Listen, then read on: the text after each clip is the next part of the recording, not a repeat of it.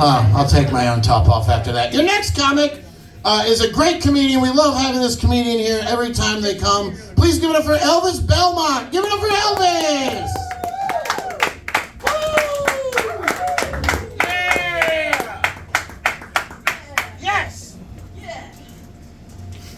You didn't try to fist bump me that time. That's a good idea. I always miss the fist bumps. I'm gonna let you know right now, I'm highly autistic, and this is a great way to not combat that at all. I'm very comfortable staring into my phone, but realistically it's a bunch of blank pages and randomly it just says things like bath salt, naked baby oil, slippy guy. So I'm just avoiding looking at you. So I didn't actually know that you get like discounts and stuff if you're disabled. I found that out today. So I hyperfixated on it for the rest of the set, and I found out you can apply for a free national park access pass. And Universal has a disability pass where you can use the express lane, and they just tell you when you get to do the ride. Me and Alec need to add that to our Tinder bios. Speaking of, my guy, boy do I have some pickup lines for you. This week in Elle's asexual Tinder news. I once again have matched with a younger man. I don't know why this keeps happening to me. I'm hot, I was born in the 90s, I have green hair, I go to raves. Why are they all younger? I don't understand. And this dude, he goes, it's fine that you're older. I've never killed a mountain lion, but I've choked a couple cougars. Jesus Christ! I was like, all right, young gravy. You better change your pronouns in this day and age to fucking MILF/Slayer.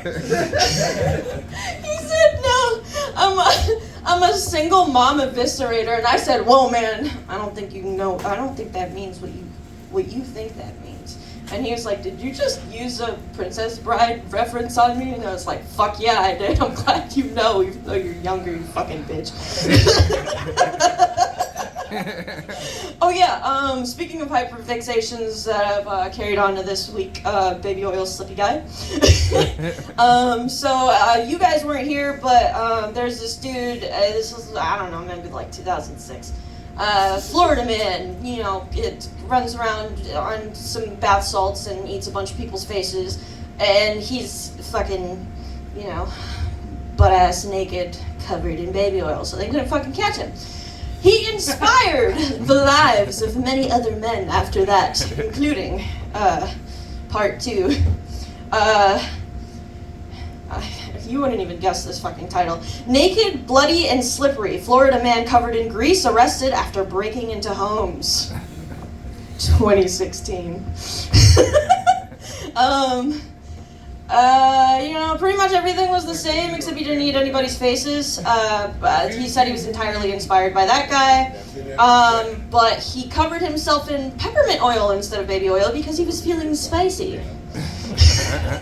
And then if you actually look this up, you can see the video, and at the end of the video, the cop tases him in the butthole on a trampoline. Also, I look through some pretty fantastic memes on Reddit sometimes, and through the power of the algorithm, although entirely unrelated to what I was looking up, it said, what brought you to the foundation? I went to Kennedy Space Center to become an astronaut, but the scientists weren't very supportive. They just said things like, you're not qualified, and why are you naked? And I can't catch him, he's covered in baby oil.